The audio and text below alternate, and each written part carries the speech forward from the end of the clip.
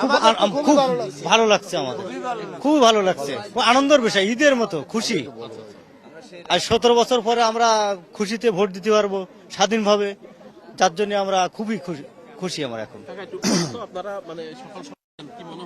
আমরা সকাল সকাল আসছি, দেশ নেত্রী খালেদা জিয়ার ছেলে তারেক রহমান আসছেন বাংলাদেশে 17 বছর পরে।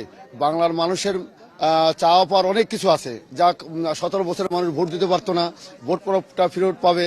এবং খুলনা জেলাটা একটা শিল্প এলাকার নগরীতে পরিচিত। খুলনা শিল্প বন্ধ, যার বিদায় খুলনার শিল্পের কারণে আলহাজ বকুল ইসলাম বকুল সে চেষ্টা করতেছে খুলনার শিল্পটা বাঁচায় রাখার জন্য। এবং সে ধরেন একটা ভালো নেতৃত্বের ভিতরে আলহাজ বকুল ইসলাম বকুল, সে তারেক রহমানের নির্দেশে আমরা মনে করি যে খুলনার শিল্প কর্মসংস্থান খোলা থাকলে খুলনার মানুষ কর্ম ফিরে পাবে। এবং এইটা বিএনপির কাছে প্রত্যাশা, আমরা এই জন্য দল করি।